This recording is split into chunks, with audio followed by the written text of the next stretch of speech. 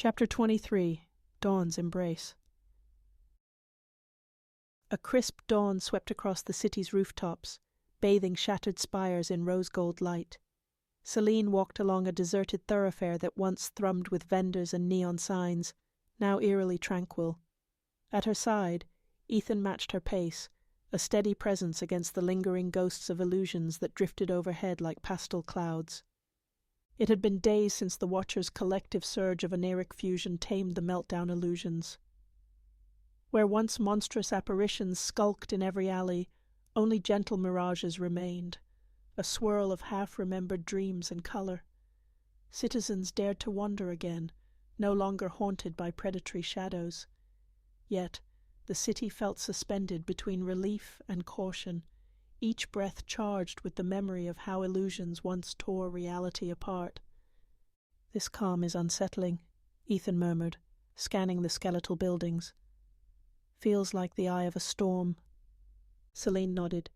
"The meltdown illusions are subdued, but the regime won't ignore what we did forever, and we still haven't unmasked the traitor."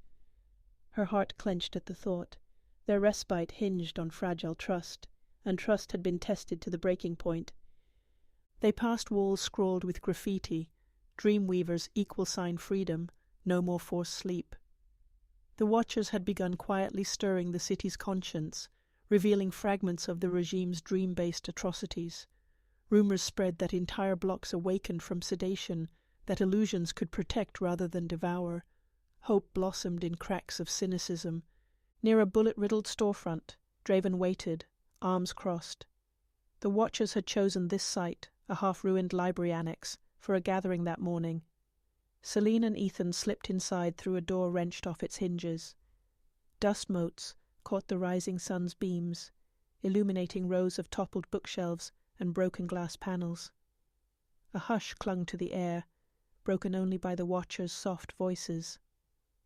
A makeshift dais of crates stood near the center, ringed by battered chairs. Dreamweavers, detainees freed from the Annex Delta, and Watchers from every corner of the city formed a loose circle around it. Selene spotted her parents, still pale but standing proudly among the newly freed.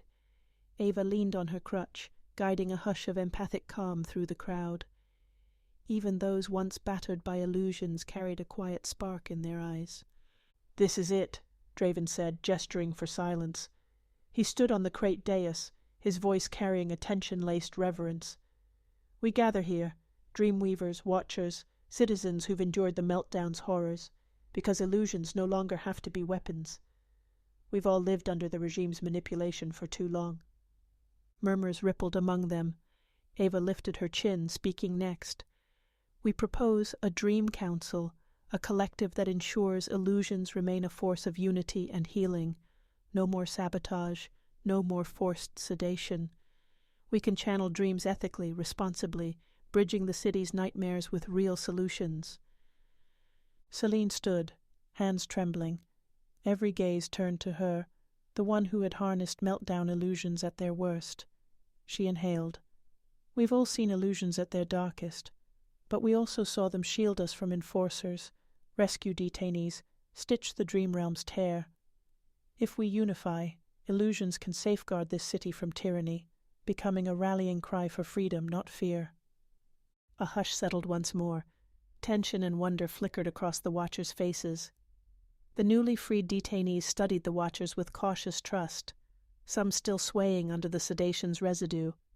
But in their eyes, too, Selene sensed curiosity, a spark of possibility. Suddenly, footsteps echoed in the corridor. Everyone tensed, illusions shimmering at the edges of the crowd. In stepped Lyle, hair plastered from the morning drizzle. He paused at the threshold, scanning the room. The Watchers stilled. Accusations about a traitor among them had circled for weeks. Many suspected him, but no one held proof. Draven cleared his throat, meeting Lyle's gaze. "You're late." Lyle shrugged, stepping forward, boots crunching on shards of glass. "Ran into a patrol, shook them. Didn't know we had a public meeting." His tone carried a challenge, daring them to question his loyalty. Ethan bristled, fists tightening. Selene's pulse throbbed with dread. Is this the moment the traitor reveals themselves? The watchers cast wary glances, illusions shimmering in anticipation. Yet Lyle only settled at the circle's edge, arms folded. Tension strangled the air, but no confrontation erupted. Draven exhaled, pressing on with the meeting. So, we unify. We form this council. But we also need a stance against the regime's next move. Without meltdown illusions, they might revert to rounding up known Dreamweavers, or building a new engine. We must keep the pressure on. Expose every hidden assimilation lab, free every captive. The watchers murmured in agreement. The detainees nodded, some trembling at the memory of sedation tubes and force-fed illusions. Ava held up a hand for silence. Let them see we stand for healing, not revenge. If we incite panic, the regime will exploit it. We move with caution, but with unwavering resolve. Selene's parents edged closer, her mother's voice soft but resolute. We can bear witness to the assimilation horrors. Our testimonies alone could sway those who doubt the Watcher's cause. She looked at Selene, tears in her eyes. It's time the city learned the truth. A wave of emotion swelled in Selene's chest. She nodded, tears threatening. They'd come so far, freed illusions from Meltdown's grip, freed Dreamweavers from sedation. Now forging a dream council could reshape the city's fate. Still, a coil of anxiety remained. The traitor's silent presence felt like a weight in the back of her mind. After the meeting ended, watchers dispersed to spread word of the new council. Selene slipped outside, breathing in the crisp day. High above, faint ribbons of color drifted, the last vestiges of meltdown illusions, now benign as wandering clouds. She let out a breath of relief, heart easing. Behind her she heard steps. Lyle. He stood with hands jammed in his pockets, jaw set. "So you plan to unify illusions into some council," he said, voice dripping skepticism. Selene turned, meeting his gaze. "Yes, something to ensure no meltdown or assimilation can happen again." He eyed her narrowly. "And the Watchers will run the show? Decide who gets illusions and who doesn't?" A trace of resentment underlaid his words. She frowned. "No one will run illusions. This is about cooperation, not control. Why are you so suspicious?" The question hung, loaded. Part of her yearned for him to confess if he was feeding intel to the regime. But she saw only flickers of unreadable emotion crossing his face. He scoffed softly. "I've seen power taken in the name of cooperation before. Don't get naive. We'll see if your dream council can keep from becoming tyrants themselves." With that bitter note, he turned and walked away, leaving Selene's stomach knotted with doubt. Toward midday, the watchers prepared to depart the library annex. They'd set new caches of supplies, scouted vantage points for potential enforcer raids. Dreams roiled in the air, both illusions drifting overhead, and the intangible aspiration of forging a city free from oppression. The new Dream Council, they decided, would convene soon, in a neutral location, inviting citizens to witness illusions harnessed for good. Selene's parents remained near her side. Though still frail, they insisted on accompanying the Watchers, anxious to see how illusions might be shaped to protect others. Selene couldn't resist the warmth that filled her whenever she met their gaze, the subtle reflection of her own features in theirs. Quietly, Ava caught Selene's arm. "You'll stand at the council's core, yes?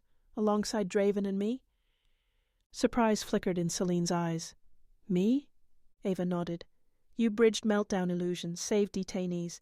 People trust you, dreamers and watchers alike. They'll need your heart in this. Please." Emotion swelled in Selene's throat. She'd never expected to lead anything beyond her own desperate illusions, but the meltdown's crisis had thrust her center stage, forging alliances she'd have never imagined. She met Ava's hopeful expression. "Okay," she whispered. "I'll do it." A gentle hush followed, illusions drifting overhead in soft swirling arcs, no longer savage beasts but gentle reminders of infinite possibility. For a moment Selene sensed the city's beating heart beyond the crumbling walls, the promise of a new dawn, shimmering in every half-lit street. The meltdown illusions that once terrorized them had become echoes of reality they might yet reclaim. Some watchers whistled a rallying call. Draven barked instructions to move out, and the small army of Dreamweavers and supporters trickled into the corridors. Selene lingered a moment, letting Ethan join her. They exchanged a glance that spoke volumes about the traitor's spectre, the regime's unspent might, and the fragile alliance they'd built on illusions once soaked in fear. "We'll see this through," Ethan said, stepping close enough that she felt the steady rhythm of his heartbeat. Selene nodded, tears rising unbidden. "Yes," she breathed. "No more meltdown nightmares. We shape the dream realm from hope now." They left the annex together, illusions trailing them like wandering spirits under a brightening sky, and in the east the sun rose higher, bathing the fractured city in gold.